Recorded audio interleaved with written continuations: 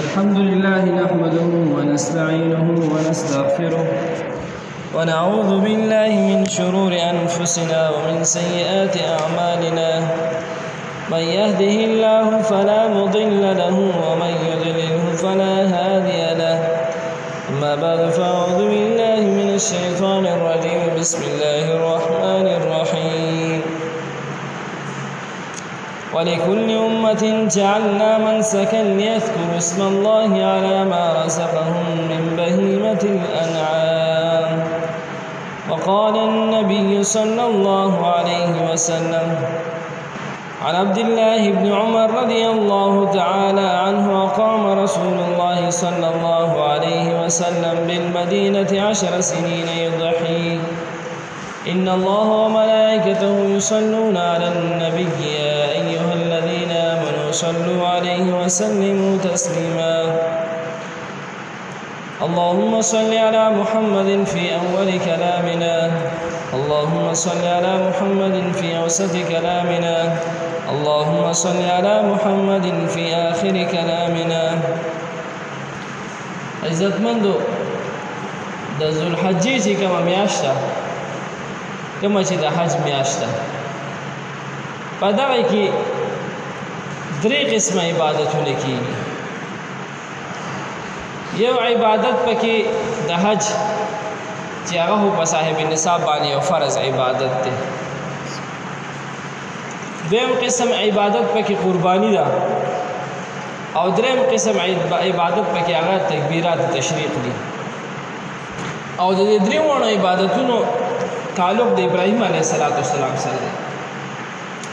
که حج دین د ابراهیم علیه السلام دا غي سره غټ تعلق دی ځکه چې بیت الله اگر چې د نمخ کې جوړ شو د فرشتو په ذریعہ باندې آدم علیه السلام بیا جوړ کړو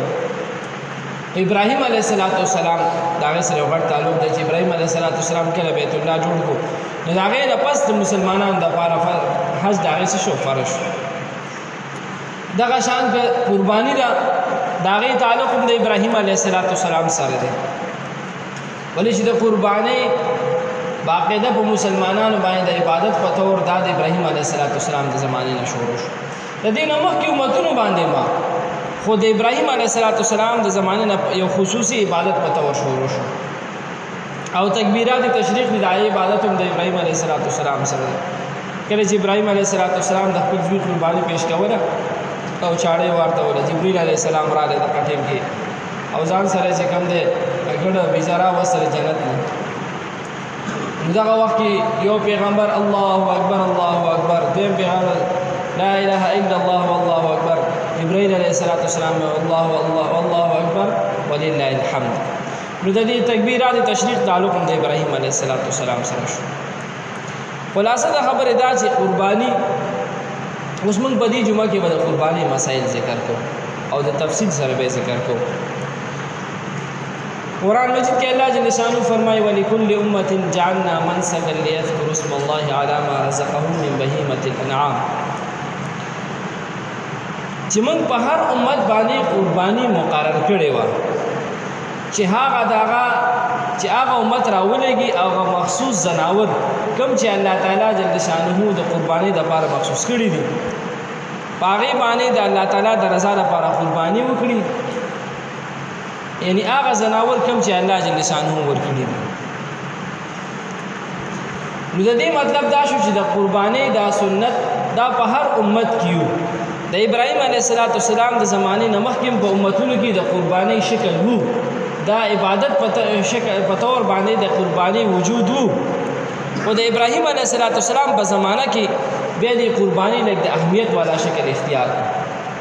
ځکه چې ابراهیم علیه السلام د خپل زوی قرباني پیش کولو ته تیار شو نو دغه وجه دا غي نه پس به د قرباني دا یو خصوصي عبادت وګڼل شو او دغه وجه دی قرباني ته د ابراهیم علیه السلام سنت ویل شي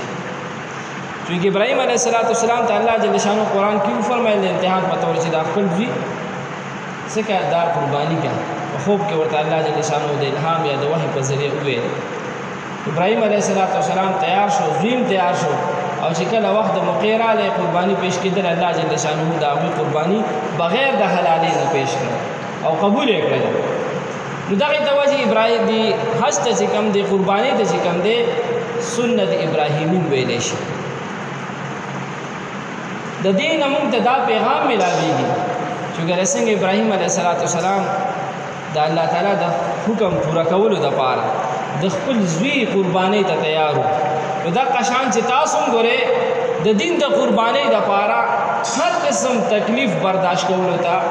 تیار اوسئ،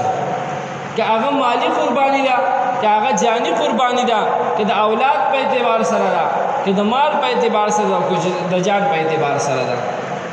یعنی تاسو د دې آیات مصداق جوړ شئ کوم کې چې الله جل شانه فرمایي قل ان صلاتي ونسكي ومحياي ومماتي لله رب العالمين. ورته وایي چې ای پیغمبره تاسو داسې وشئ ان صلاتي چې زما مونځ ونسكي زما قرباني ومحياي او زما ژوند ومماتي او زما مرګ لله رب العالمين دا ټول د هغه الله جل شانه د رضا دپاره. یعنې زما د ټول زما د ژوند هره مرحله هر عبادت مرګ او ژوند دا د الله جل شانه د رضا دپاره دی. کوم وخت الله جل شانه ته زما مرګ مطلب مقصودی زمانه د مرګ قرباني غواړي د جهاد په شکل کې زه هغې ته هم تیار یم. زمانه چې کوم دی د مال قرباني غواړي د مال عبادت رانه غواړي هغې ته هم تیار یم د زکات په صورت کې. د قربانۍ نور څومره چې د قربانو قسمونه دي یعنې زه هر قسمه قربانۍ ته تیار یم د الله جل شانه دپاره. د قربانۍ اهمیت حدیث شریف کې راځي. عبدالله ابن عمر رضی الله تعالی عنہ فرمایي چې نبی علیہ السلام په مدینه منوره کې 10 کاله تېر کړي یضحي او نبی علیہ السلام په دې 10 کاله کې هر کال قرباني کړې ده. یعنی یو کال نبی علیہ السلام د قرباني عمل پرېښی نه دی. الفاظ د حدیث داسې اقام رسول الله صلی الله علیه وسلم بالمدینه 10 سنین یضحي چې نبی علیہ السلام 10 کاله مدینه منوره کې پاتې شي او 10 کاله چې کوم دی قرباني کړې ده. او بل حدیث کې راځي عن زید بن ارقم رضی الله تعالی عنہ قال اصحاب رسول الله صلی الله علیه وسلم یا رسول الله ما هذه الاضاحي. صحابه را نبی علیہ السلام ته تپوس کړي یا رسول الله دا قرباني د دې حقیقت څه دی؟ دا څه دي؟ ولې موږ کوو؟ نبی علیہ السلام ورته قال سنت ابيكم ابراهيم عليه السلام دا خو ستاسو د پلار ابراهیم علیه السلام سنت عمل دی. قالوا یا رسول الله فما لنا فيها په دې کې زموږ دپاره څه دي؟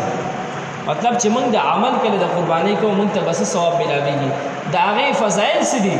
نبی علیہ السلام ورته ویل قال بكل شعرة حسنة د هر ویښته په بدله کې یو نیکي. قالوا فالصوف یا رسول الله صحابه تپوس کوي یا رسول الله دا خو د هغه زناور خبره چې په کوم باندې اخته هر زناور خو اخته ني بعضې باندې وړی د هغې به څه فالصوفو چې په کوم زناور باندې وړی د هغې په بدله کې به څه میلاویږي؟ نبی علیہ السلام ورته وایي بكل شعرة من الصوف حسنة که وړی وي د هغې په هر ویښته او په هر تار باندې د هغې په بدله کې یو نیکي ده. او بل حدیث کې راځي عن عائشة رضی الله تعالی عنها ان رسول الله صلی الله علیه وسلم قال عائشة رضی الله تعالی عنها د نبی علیہ السلام دا حدیث نقل کوي ما عمل آدمی من عمل يوم النحر احب الى الله من احراق الدم. د اختر په ورځ انسان څومره عبادتونه کوي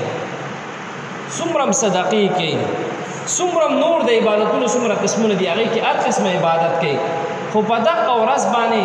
الله جل شانه ته د قربانۍ د عمل نه یعنی وینه تویولو نه مراد قربانۍ د عمل نه بل بهترین عمل نشته دی. الله جل شانه ته په دغه ورځ باندې د ټولو نه خوښترین عمل هغه د قربانۍ عمل دی. او بیا فرمایي انه لياتي يوم القيامه بقرونها واشعارها واضافها. دا کوم زناور چې د الله تعالی په لار کې قرباني شو دا به د قیامت په ورځ راځي ټول زناور به راځي د زناور ټول بدن به راځي تر دې پورې چې هغه د هغه عسکري به ورپسې او دې پسې به چې کم دی کم ویښتي هغه به ورپسې واضلافها ازلاف د دې زناور دا پنج چې کوي هغه غوخني کلکه سره د دغه برازي دا زناور برازي او بل دا خبره وان الدم يقع من الله بمكان قبل ان يقع من الله من الارض كما وینه چې د ساروي د قرباني د ساروي نه ورزيږي او د هغې نه ډومبې قطره دا لازمي کې تر رسیدلی نه چې الله جل شانه د مسلمان بنده غ قرباني قبول کړي فتيبوا بها نفسا لهذا ګره قرباني د زړه په خوشحالي سره کوي حدیث الفاظ فتيبوا بها نفسا د زړه د خوشحالي د وجه کوي ځکه چې په ډومبې قطره کې چې هغه لازمي کې تر رسیدلی نه الله جل شانه ستاسو قرباني قبول کړي دا خو د قرباني فضایل د هغه باره کې د قران پاک آیاتونه د حدیثو وضاحت د قرباني مسائل لاول خبره خدا دې چې قرباني واجب ده قران کې الله جل شانه فرمای فصل لربك وانحر د خپل رب د رضا د لپاره موږ کوا او د خپل رب د رضا د لپاره قرباني کوا او بل حدیث کې راځي ابو هريره رضی الله تعالی عنہ فرمای من كان له سعة ولم يضحي فلا يقربن مصلانا یو سړی دی صاحب نصاب دی قربانی په واجب ده نصاب ور سره برابر دی د نقد پیسو نه یا د سرو نه یا د سپینو نه یا د ضرورت نه زیات سامان په اعتبار سره او دا سړی بیا قربانی نه کوي نو حدیث شریف کې راځي چې دا سړی دی به د اختر مونږ دم ناراضي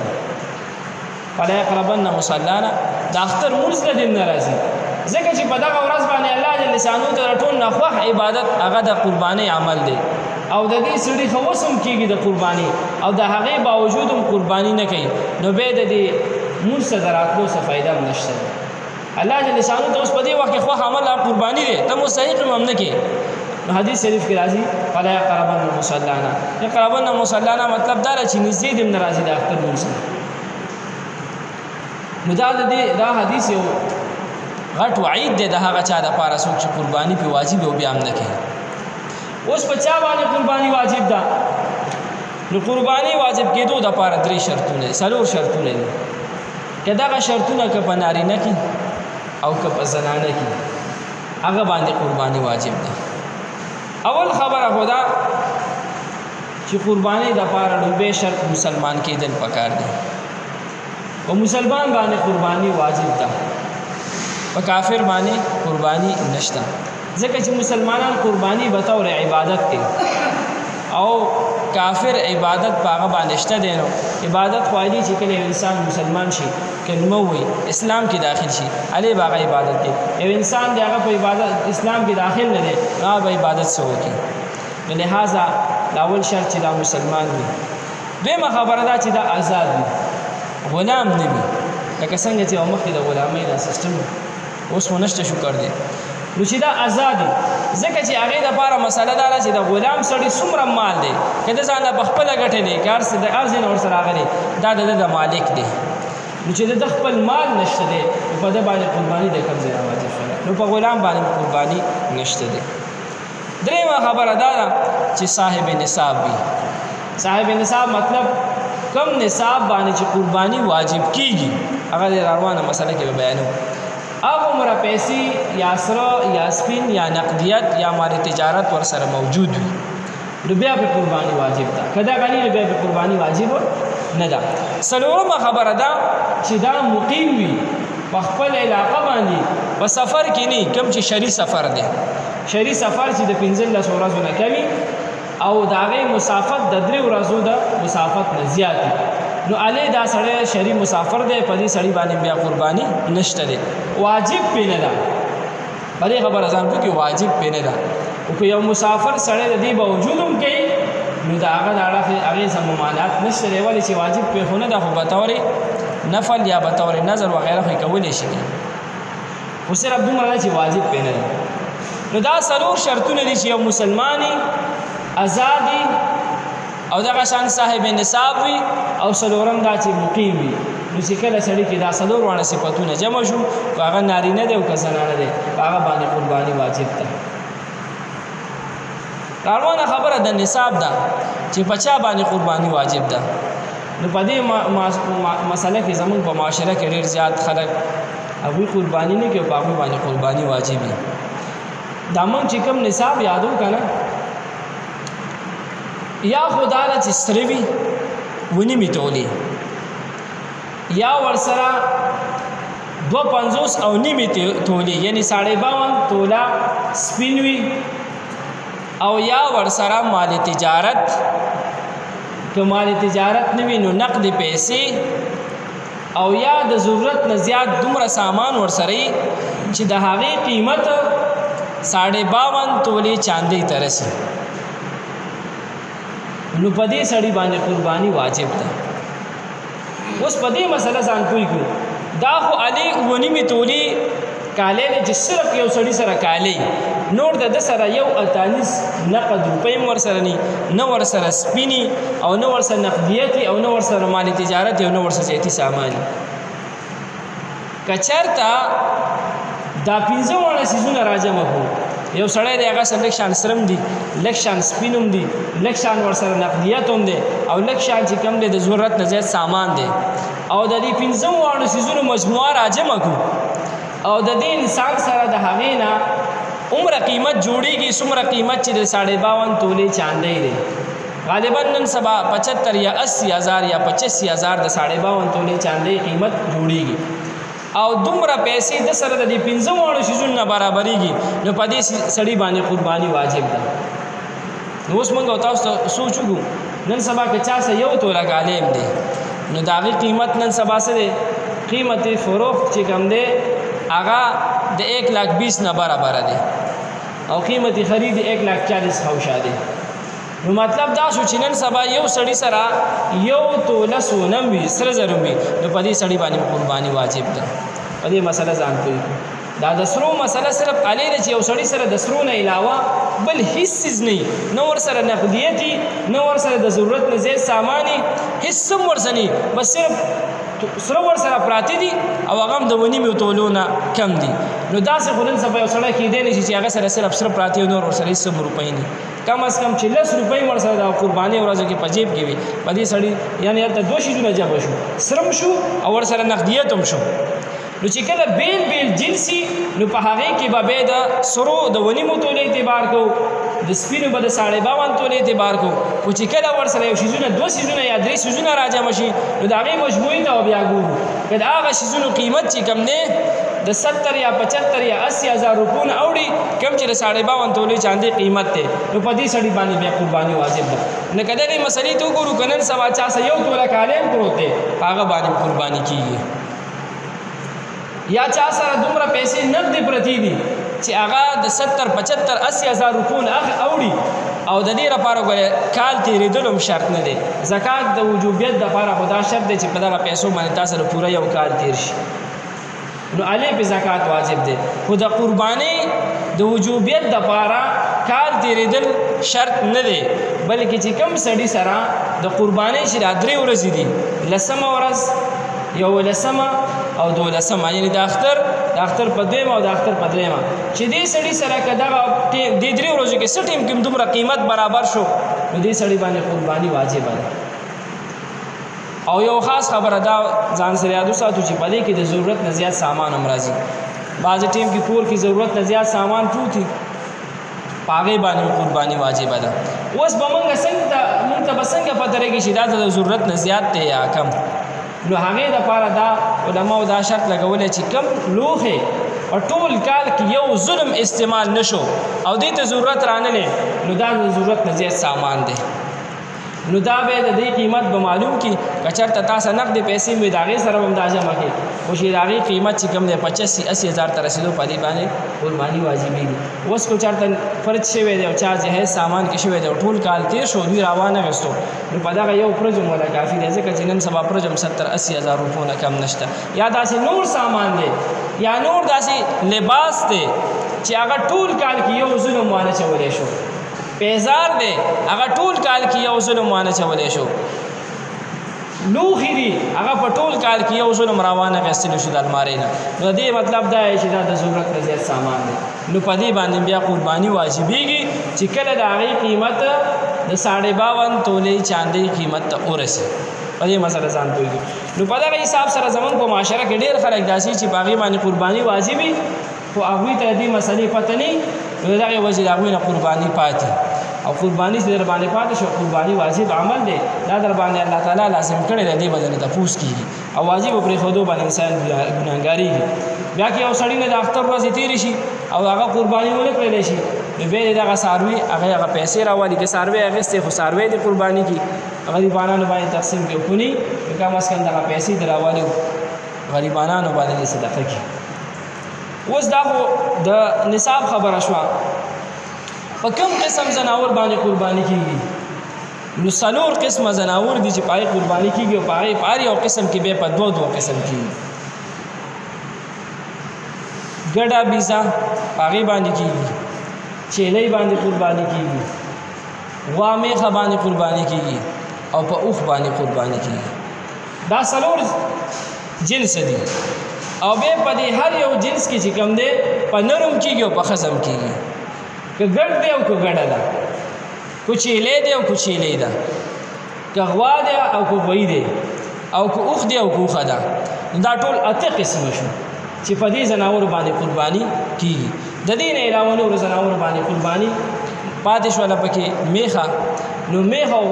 میخ او سنډا چې کوم دی دا د غوا د جنس نه دی ځکه چې دا په جنس کې د غوا دی نو لہذا دا مونږ د هغې تابع کړو نو په میخ او سنډا باندې کېږي خو د دې شیزونو نه علاوه په نورو زناورو باندې قرباني نه کېږي دا 8 قسمه زناور دي چې په دې باندې قرباني کېږي باقي د قرباني د زناور عمر څومره پکار دی نو که چیلۍ یا چیلۍ یا ګډې یا بیزۍ د هغې دپاره 1 کال چې 1 کال یې پوره شوی په دې باندې قرباني کېږي که غوا یا میخی نو هغې دپاره 2 کاله شرط دی چې 2 کاله تیر شوي نو په هغې باندې قرباني کېږي که د دې نه کم وي نو په دې نه کېږي او اوښ یا اوښې دپاره 15 کاله شرط دی چې د 15 کالو نه اوښ یا اوښه کمې په هغې قرباني نه کېږي او چې د 15 کالو برابر یا د دې نه زیات شي نو په دې قرباني کېږي اوس یو خبره موږ خیال د هغې وساتو موږ اکثر غاښونه د زناور ګورو اگر چې د غاښونو نه د عمر پته لګي خو غاښونه ګوره شرط نه دی که چېرته زناور داسې چې د هغې 2 کاله پوره شوي دي نو که د هغې غاښونه نه شته دی په هغې قرباني کېږي راختلي نه دي کم چې د مخصوص د هغې نښې او که یو زناور دی په هغې باندې نه کېږي یعنې د هغې عمر برابر شوی نه دی نو که هغې غاښونه چېرته د وخت نه مخکې هم راختلي په هغې قرباني نه کېږي نو غاښونه شرط نه دی غاښونه خو صرف د عمر دپاره یو نښه ده چې عمر یې برابر 2 کاله میخه یا غوا 15 کاله اوښ یا اوښه 1 کال ګډه بیزه په دې باندې قرباني کېږي که د هغې غاښونه راختلي او که نه نو دا د قربانۍ دپاره دا د دې عمر څاروی چې کوم دی شرط دی صرف په ګډ کې دا مسله ده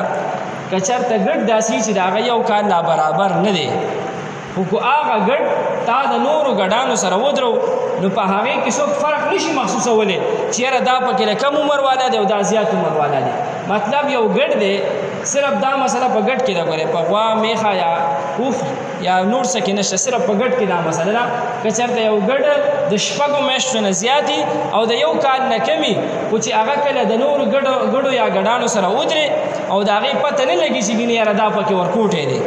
نو دغه ګډ باندې بیا کېږي اگر چې د هغه عمر لا 1 کال نه دی خو د هغې لپاره هم شرط دا دی چې کم از کم 6 میاشتو نه زیات او په بدن کې د هغې برابر نو په دغسې ګډ باندې بیا قرباني کېږي اگر چې د هغې عمر د 1 کال نه کم ولې نه د قربانۍ څاروو کې دا خبره ده چې غټ څاروي چې کم دي اوښ دی یا اوښه ده غوا ده یا میخه ده چې کله د دې عمر برابري نو په دې باندې 1 کس قرباني کېږي او په دې باندې 2 کسانو قرباني کېږي یو نه والا 2 پورې کسان چې کم دی دا په غټ څاروي کې په اوښ یا اوښه کې او په غوا یا میخه کې شریکېدی شي د دې نه زیات پکې نشي شریکېدی ګډ بيزا چیلې پدې کې صرف پدې باندې صرف د یو کس قرباني کیږي پدې کې د یو کس نه زیات کسان قرباني کې شریک دي نشي او یو خبر او عقیقه معشوم وشو په و مورث باندې دا غوي دا اړه د نبی له سلام سنت عمل دو مستحب یا سنت چې د معشوم دا اړه چې الکی داغه دا اړه دو چیلی او کوجنی داغه دا اړه یو چیلې دا مطلب قرباني کول دي اوس یو سړی د قرباني په ورځ کې هغه عقیقم کوي نو د عقیقي حساب چې کوم دی دا په قرباني کې اچولې شي شپږ کسان دی هغه ټول قرباني کوي او د اوم کس پکې دی د لپاره پیسې واجی چې یاره زه د عقیقي نیت کوم د قرباني نیت نه کوم قرباني پکې بیلې سي او د عقیقي پکې بیلې سي یا قرباني سي پکې نه اچولې او د عقیقي سي پکې اچولې نو د عقیقي سم چې کوم دی د قرباني د نور یې سره شاملول شي او ځای کول شي او بل خبردار چې کم قسم زناور قرباني کول پکار دي بهترینه قرباني نو به زراورو کې بهترینه قرباني هغه د خسي زناور ده نبی علیہ الصلوۃ والسلام د خسي زناور قرباني کړي ده خدا د چې ګوره پیدایشي خسي نه چې کم زناور پیدایشي خسي هغه عیب دی پاغي باندې بیا قرباني نه کیږي خسي مطلب دی چې رستو به خسي جوړ شوی یو زناور دی هغه باز ټیم کې خبر د اخکری ماتي نه که اخکر چرته د سټ نه نور راوته نو په دې باندې قرباني کیږي او کو چرته ماتو نو پاره کې سم مسله نشته دا به عیب نه خو چرته د سټ نه راوته نو به قرباني کیږي کو د سټ نه راوته مرز کې ماته یا ډېرې سم ماته نو به قرباني کیږي به سم مسله نشته دی اخیری خبره د غوښه ده د غوښه د تقسیمولو بهترینه طریقه دا چې د درې حصے کړل شي یو حصہ د خپل ځان د لپاره خپل کور د لپاره یو حصہ چې کوم دی د رشتہ دارو د لپاره خو فورنه د لپاره او یو حصہ چې کوم دی غریبانو د لپاره دا عمل مستحب عمل دی په دې کې ثواب ډېر دی ځکه چې د قرباني د هغه خبرټول جنسونه ته ورسي غریب ته ملاو شي رشتہ دار ته ملاو شي استاکور کې وپات شي خدا تقسیم واجب نه دی که یو سړی قرباني وکړو ټول هغه خپل کور کې خو د پرس کې ځان سره سنبال نو صحیح خبره ده خو دومره ده چې هغه قرباني مو شوله د قرباني ثواب مرته ملاو شو خو دې خو د غوښې د تقسیم هغه اضافي ثواب چې کم دی هغه ورته ملاو نشو ځکه چې دا یو بهتر او ثواب والا عمل دی غریب ته ملاو شي بل د قرباني مقصد هم پوره شي چې غریب او مالدار کې یو شان غوښه پرته نو دا ټول د قرباني د مسایل مختصر شان خلاصه وا الله جل شانه دې موږ تاسو ته په دې خبرو د عمل کولو توفیق راکړي امين الحمدلله رب العالمین والعاقبه للمتقين والصلاه والسلام على رسوله محمد وعلى اله وصحبه اجمعين ربنا ظلمنا انفسنا وان لم تغفر لنا وترحمنا لنكونن من الخاسرين ربنا اننا آمنا فاغفر لنا ذنوبنا وكفر عنا سيئاتنا وتوفنا مع الابرار برحمتك يا رحمن